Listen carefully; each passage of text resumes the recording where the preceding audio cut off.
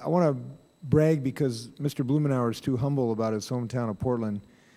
Portland became, I think, the first major city to reduce its vehicle miles per person driven in America's history, and I think that happened in 2007. And they did it through a combination of good planning, which includes some very nice density, public transportation, and just a very coordinated approach to try to reduce vehicle miles driven per person. Did they do anything wrong? I think that, respectfully, that they did for a number of reasons. One is that they created a growth boundary around the town that increased the price of the land.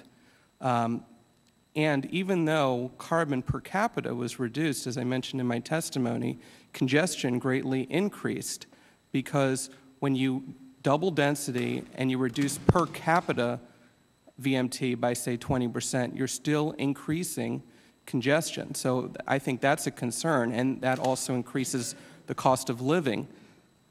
Secondly, there is sort of a theory, I think an idealistic theory, that if we just went back 80 years and we lived in smaller communities with streetcars and everyone lived close together, that this would be a terrific way of life.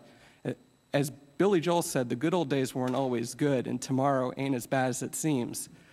The suburban development that we've had created the prosperity in this country. The interstate system created the prosperity in this country that has given us the wealth able to make the air quality and water quality progress that we have made in the last 30 years. So just going back to the way things were with a revisionist idea of how ideal it was, I think is seriously problematic, and there's a lot of unintended consequences that we're not considering when we think in terms of pictures like that. Well, I'll just tell you, the view from up the I-5 corridor, Portland has had the most extraordinary success creating a livable community, attractive to all, that people are dying to get into, to live in. And if this congested area you're talking about is seen as essentially an urban nirvana compared to most of the cities in the country, I don't know when you've been to Portland recently, but you won't have a nicer Saturday afternoon than strolling and using public transportation in Portland, Oregon. You ought to come out, especially in July or August. When the rain is warmer. Yes, when the rain is warmer, yes.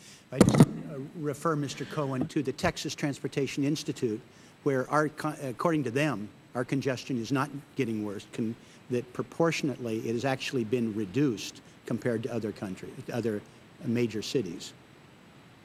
So I'd like to have your experience about how your assertion that our urban growth boundary has increased congestion when places that don't have urban growth boundaries have had worse congestion, according to my information from the Texas Transportation Institute. I'd like your evidence to back up your assertion.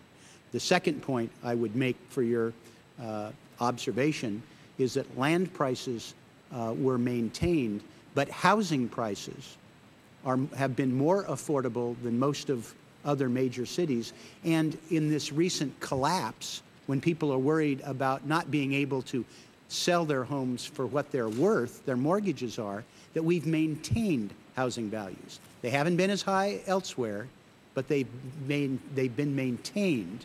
They haven't been on the roller coaster like in Las Vegas, which I would imagine you would think would be one of the best places. So I'd like your evidence to the contrary about the congestion. I'd like you to look at the Texas Transportation Institute and then look at what has happened actually with home values, because my evidence is slightly different than yours, and I'd like your evidence to the contrary to be a part of the record. Thank you.